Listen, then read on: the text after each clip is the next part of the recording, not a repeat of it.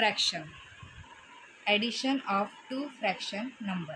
या ठिकाणी एक्झाम्पलमध्ये 2 fraction number आहे, त्यांचे आपण ॲडिशन बघणार आहोत.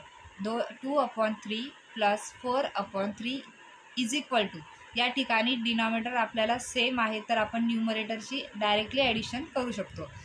2 + 4 upon denominator is 3 which is equal to 2 + 4 is 6/3. या ठिकाणी 6ला 3ने भाग जातोय म्हणून डिवाइड करून घेतलं, answer is 2. Second example is 2/3 + 4/5 is equal to, या ठिकाणी डिनॉमिनेटर सेम नाही आहेत तर त्याच्यासाठी आपल्याला पहिले डिनॉमिनेटर सेम करावे लागतील. त्यासाठी या 5ने क्रॉस मल्टिप्लाय करायचं आणि या 3ने इकडं क्रॉस मल्टिप्लाय करायचं.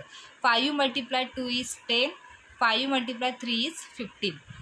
नंतर 3ने या ठिकाणी मल्टिप्लाय करायचं. 3 × 4 इज 12, 3 × 5 इज 15. या ठिकाणी तुम्ही बघू शकणार की डिनॉमिनेटर सेम आहेत तर आपण न्यूमरेटरची ॲडिशन करतो. 10 + 12/15 which is equal to 10 + 12 is equal to 22/15.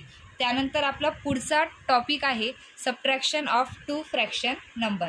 या ठिकाणीही आपण जे ॲडिशनला रूल वापरले होते की जर डिनॉमिनेटर सेम असेल तर वरच्या न्यूमरेटरची आपण ॲडिशन करतो, तसेच सेम याच पद्धतीने जर डिनॉमिनेटर सेम असेल तर आपण न्यूमरेटरची सबट्रॅक्शन करतो. या ठिकाणी एक्झाम्पल 4/3 - 2/3. तर डिनॉमिनेटर सेम असल्यामुळे न्यूमरेटरची सबट्रॅक्शन होईल. 4 - 2 upon denominator is 3 which is equal to 2/3. दुसरं एक्झाम्पल बघितलं तर 4/3 - 1/4. या ठिकाणी डिनॉमिनेटर सेम नाही आहेत त्यासाठी आपल्याला क्रॉस मल्टिप्लाय करावं लागेल.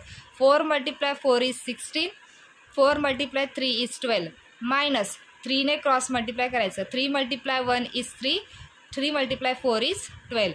आता डिनॉमिनेटर सेम आहे तर वरच्यांची काय होईल, सबट्रॅक्शन होईल. 16 - 3 इज 13, डिनॉमिनेटर इज 12.